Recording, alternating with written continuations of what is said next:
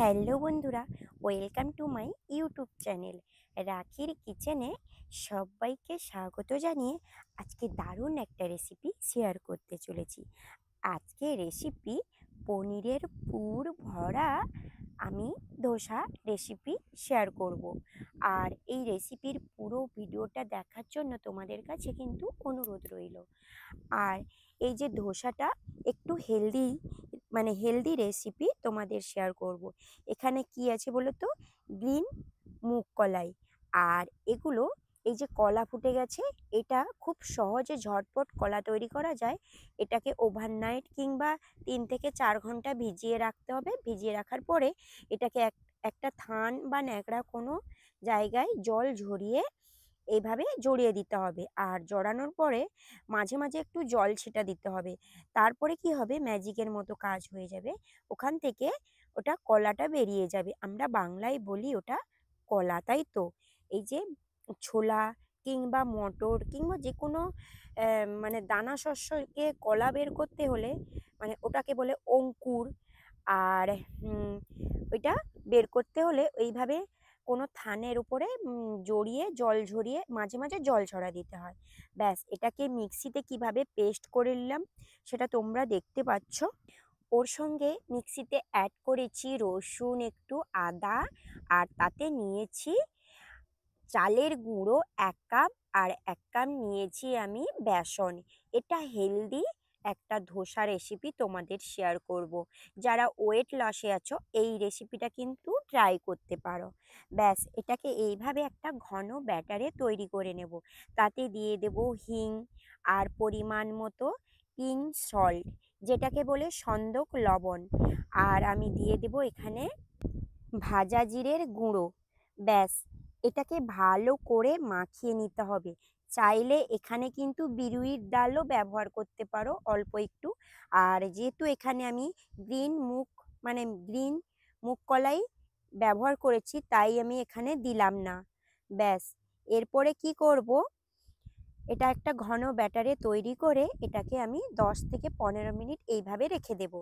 এখানে আমি নিয়েছি পেঁয়াজ, টমেটো, ক্যাপসিকাম, ধনিয়া পাতা কুচানো, পরিমাণ মতো কাঁচা লঙ্কা, আর নিয়েছি পনির। আর এটাকে সব ভেজিটেবলস পনির একসঙ্গে মাখিয়ে নেব। এখানে বেশি কিছু মশলা ব্যবহার করব না, যেহেতু এটা হেলদি ওয়েট লস রেসিপি তোমাদের শেয়ার করব, তাই বেশি কিছু মশলা এখানে অ্যাড করব না। তোমরা চাইলে বিভিন্ন ধরনের মানে জিনিস ব্যবহার করতে পারো। চিজ এখানে কিন্তু ব্যবহার করতে পারো, যারা মানে যেটা মানে মুখরোচক খাবার খেতে চাও সেটাই বললাম। আর এখানে আমি শুধু নিলাম গোলমরিচের গুঁড়ো, আর নিয়েছি পরিমাণ মতো লবণ, আর নেব আমি দিয়ে দেব অরিগানো। অরিগানোটা দিলে কি হয়, ফ্লেভারটা একটু ভালো আসে। আর দিয়েছি আমি এখানে একটু চাট মশলা। ব্যাস, গোলমরিচ, চাট মশলা, অরিগানো, আর দিয়েছিলাম পরিমাণ মতো লবণ। আর অ্যাড করব পনির। আর এটাকে ভালো করে আগে মাখিয়ে নেব, তারপরে আমি অ্যাড করব পনির। কারণ পনিরের সঙ্গে ভালো করে মাখালে পনিরটা ভেঙে যেতে পারে, তাই পরে আমি পনিরটা অ্যাড করলাম। একসঙ্গে খুব আলতোভাবে এইভাবে মাখিয়ে নিতে হবে। আর তোমরা এর সঙ্গে কিন্তু বলেছি চিজ আর টমেটো সস যদি ব্যবহার করো, খেতে কিন্তু দারুণ হবে। কিন্তু মানে আমি যেহেতু ওয়েট লস একটা রেসিপি শেয়ার করব, হেলদি শেয়ার করব, তাই আনহেলদি খাবারগুলো আমি দিচ্ছি না।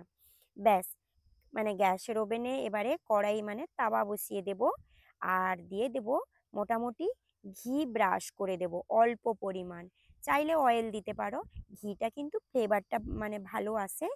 আর ঘিটা শরীরের পক্ষে মানে খুবই ভালো। আমরা বলি ঘিতে খুবই ফ্যাট আছে, বাট ওই অয়েলে কিন্তু কেমিক্যাল আছে, তাই তো?